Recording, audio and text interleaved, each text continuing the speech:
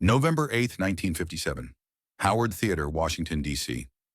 The red velvet seats were packed wall to wall, and the air hung thick with cigarette smoke and anticipation. 18-year-old Marvin Gaye sat in the third row, pressed between his friend James and a woman who kept checking her compact mirror. The theater's ornate ceiling caught the stage lights, casting dancing shadows across the crowd. This was Marvin's first time at the Howard. His father considered it the devil's playground. But James had convinced him with promises that it would be educational, not sinful. On stage, the Moonglows were halfway through their second set, and something was wrong. Marvin could feel it in his chest before he could articulate it with his mind. The harmonies that had sounded so perfect on their records were slightly off tonight, the timing just a fraction delayed. Harvey Fuqua, the group's leader, kept glancing nervously at his lead vocalist, Bobby Lester, whose voice had been cracking all evening. What started as a smooth Friday night performance was slowly becoming a disaster. The crowd hadn't noticed yet, but Marvin had. He'd been listening to the Moonglows records for months, memorizing every harmony, every vocal arrangement. He could hear Bobby struggling with notes that should have been effortless. Marvin shifted uncomfortably in his seat. Part of him felt guilty for noticing the flaws. These men were professionals, stars with actual records and tour buses. Who was he to judge their performance? But another part of him, a part he tried to keep buried, whispered that he could do better. That whisper had been growing louder lately. At home, and when his father wasn't around, Marvin would practice in front of his bedroom mirror, imagining himself on stages like this one. He'd study the way his lips moved, the way his hands naturally gestured when he hit certain notes. Sometimes he'd catch himself mid-fantasy and feel ashamed, remembering his father's sermons about vanity and worldly pursuits. But those were just fantasies.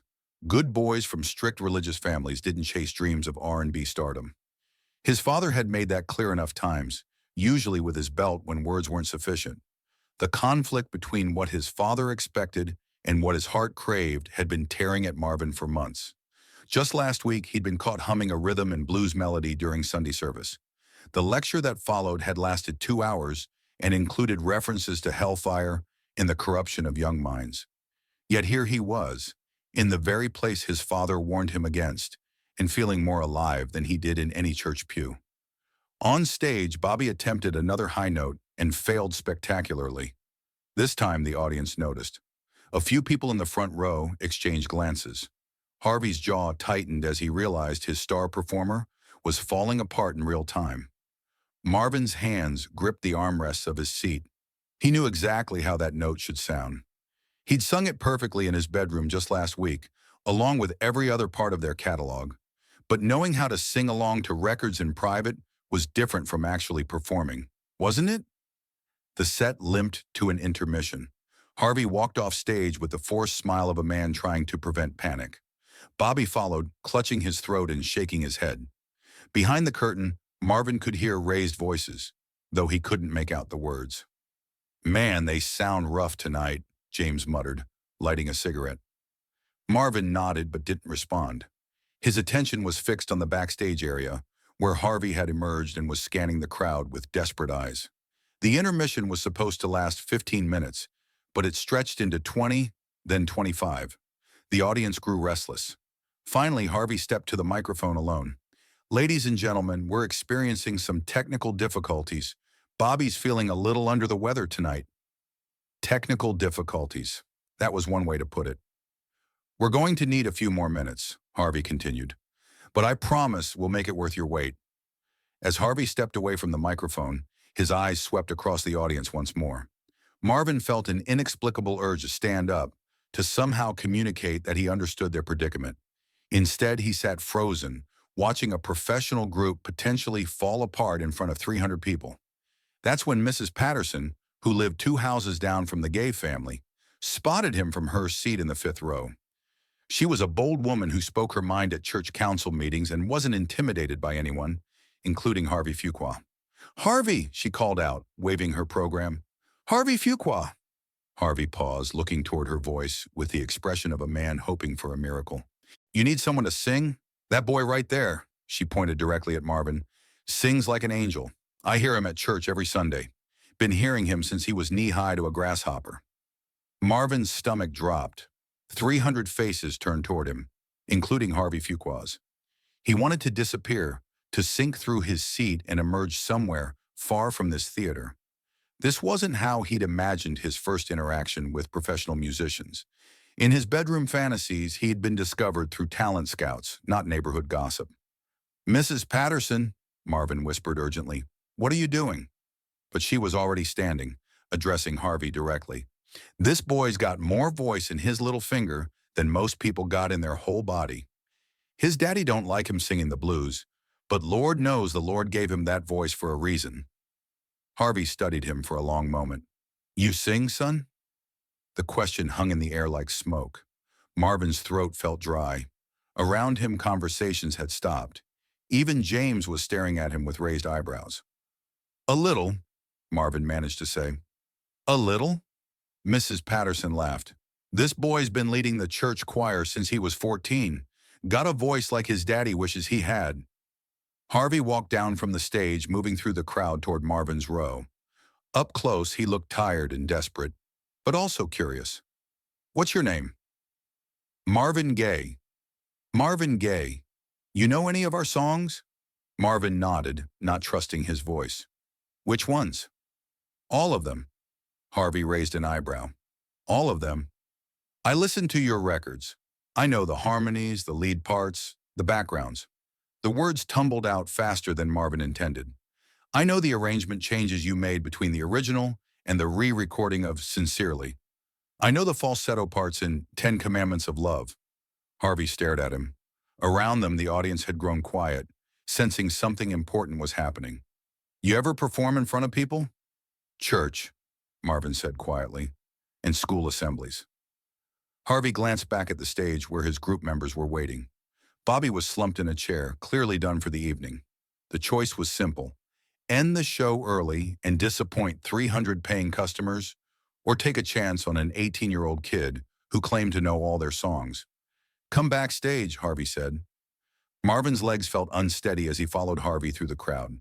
James called after him, "Marv, what are you doing?" But his voice seemed to come from very far away.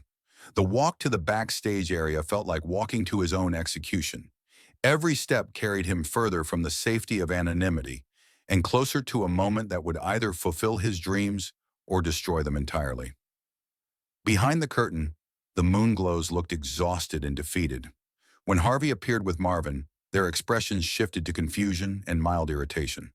These were grown men, professionals who'd been touring for years, and here was Harvey bringing them a teenager from the audience. "This kid says he knows our material," Harvey explained, wiping sweat from his forehead. "Bobby can't continue, and we've got a room full of people who pay good money. Some of them probably saved up for weeks to afford tickets." The other group members looked skeptical. "Harvey, this is crazy," said Prentice Barnes, the bass singer. "He's just a kid. What if he freezes up? What if he can't handle the pressure?" "Then we're no worse off than we are now," Harvey replied. "And if he can do what he says he can do..." Another member, Alexander Graves, shook his head. "We've got a reputation to protect, Harvey. This could be a disaster." "So was I when I started," Harvey replied. "And so were you. We all had to start somewhere."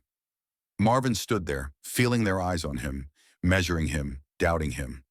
Part of him wanted to apologize, to say this was all a mistake, to return to his seat in the audience. But another part of him, the part that had been singing alone in his bedroom for years, refused to retreat. "I won't embarrass you," Marvin said quietly. "I promise." He turned to Marvin. "Can you handle Sincerely?" Marvin nodded, though his hands were shaking. "What about the key change in the bridge? Up a whole step, then back down for the final chorus." Harvey smiled for the first time all evening. "All right, let's see what you've got." When Marvin walked onto the Howard Theater stage, the lights felt different than he'd expected. Warmer, but also more exposing. The audience looked larger from this perspective, their faces a sea of expectation and curiosity. He could see Mrs. Patterson beaming with pride, James looking stunned in the third row, and hundreds of strangers who were either about to witness something special or something embarrassing. Harvey made a brief introduction. Ladies and gentlemen, joining us for the rest of the evening is a young man from right here in D.C., Marvin Gaye. Scattered applause rippled through the crowd, polite but reserved. They were willing to give him a chance, but they weren't about to offer enthusiasm until he earned it. The opening notes of Sincerely began, and Marvin felt his earlier nervousness transform into something else. Not confidence exactly, but recognition. This was what he'd been preparing for without knowing it. All those hours in his bedroom, all those church performances, all that time spent memorizing every nuance of Moonglows records, it had all been preparation for this moment. When he opened his mouth to sing the first line, his voice came out clear and strong. Not Bobby Lester's voice, but something entirely his own. Richer in the lower register, with a vulnerability that made even the familiar lyrics sound like a confession. The audience response was immediate.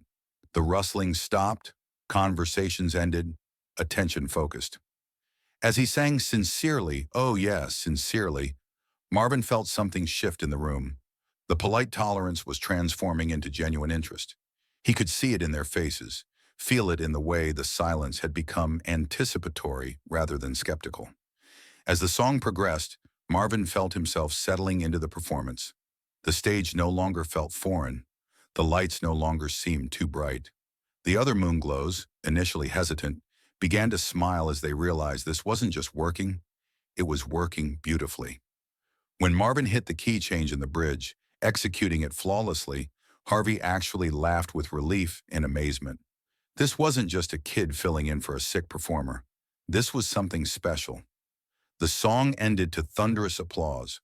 Marvin stood at the microphone, breathing heavily, looking out at faces that were no longer strangers, but collaborators in something magical.